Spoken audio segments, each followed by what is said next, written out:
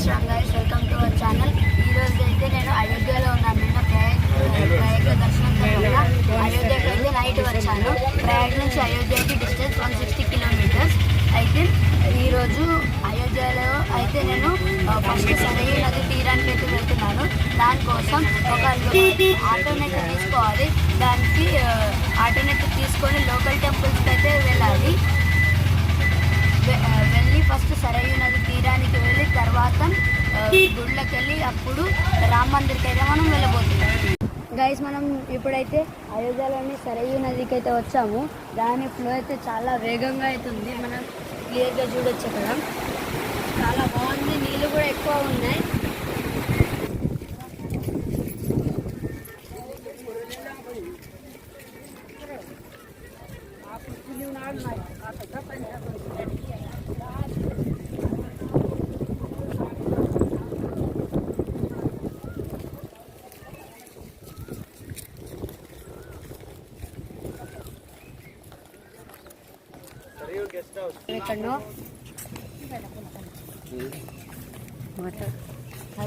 Guys, మనం ఇప్పుడు సరయూ ఘాట్ అయితే వెళ్తున్నాం. అక్కడ మనం చూసినట్టయితే అక్కడ హెలికాప్టర్ అయితే కనిపిస్తుంది మనకి.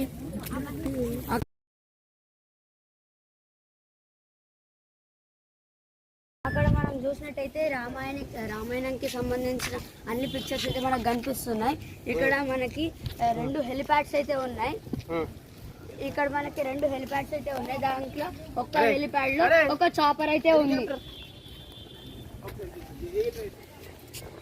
మనం ఇక్కడ చూసినట్లయితే అమృతం కోసం రాక్షసులు ఇంకా దేవుళ్ళు పోరాడిన ఘట్టం అయితే మనకి క్లియర్ గా కనిపిస్తుంది.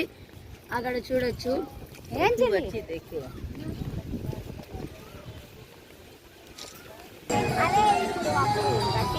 మనమైతే సరైన తీరానికి అయితే వచ్చాము.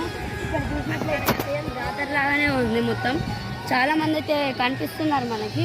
అక్కడ చూసినట్లయితే గైస్, మనం చూసినట్లయితే మనం ఇప్పుడు సరైన తీరానికి అయితే వచ్చాము. దీని ఫ్లో మాత్రం చాలా హైలో ఉంది. చాలా స్పీడ్ తోటి వేగంతో అయితే వెళ్తుంది. అక్కడ చూసినట్లయితే ఒక పెద్ద బ్రిడ్జ్ అయితే కనిపిస్తుంది. దాని పక్కకి ఇంకోటి బ్రిడ్జ్, ఇటు సైడ్ కూడా మనకు ఒక బ్రిడ్జ్ అయితే కనిపిస్తుంది. అక్కడ చూసినట్లయితే చాలా బోట్ గైస్, మనం ఇప్పుడు సరైన తీరాన్ని నుంచి హనుమాన్ గడికి అయితే వెళ్ళబోతున్నాము. హనుమాన్ గడికి వెళ్ళి అక్కడ హనుమంతుడి దర్శనం చేసుకున్న తర్వాతనే రాముడి దర్శనం చేసుకోవాలి. అది మాత్రం మ్యాండేటరీ.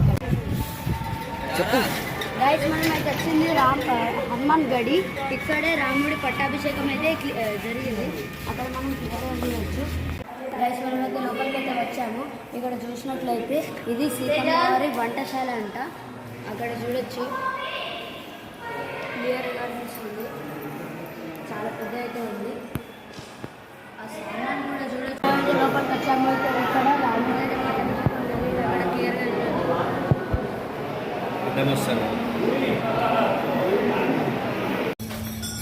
గైస్, మనం ఇప్పుడు అంజనీ దేవి గుడికి అయితే వచ్చాము. హనుమంతుడితో ఎంట్రీ అయితే ఉంది. లోపలికి అయితే వెళ్దాం. గైస్, ఇప్పుడు మనం అంజనీ మాత గుడికి అయితే వచ్చాము. ఇక్కడ చూడొచ్చు, హనుమంతుడు అయితే క్లియర్గా కనిపిస్తున్నాడు. ఇక్కడ చూసినట్లయితే మనకి వాయుదేవుడు మరియు అంజనీ దేవి అయితే కనిపిస్తుంది మనకి క్లియర్గా. ఇప్పటివరకు అయితే మనం చూసింది హనుమంతుడు తల్లి అంజనీ దేవి గుడి. ఇప్పుడు మనం వెళ్ళబోతున్నది హనుమాన్ గడి టెంపుల్కి.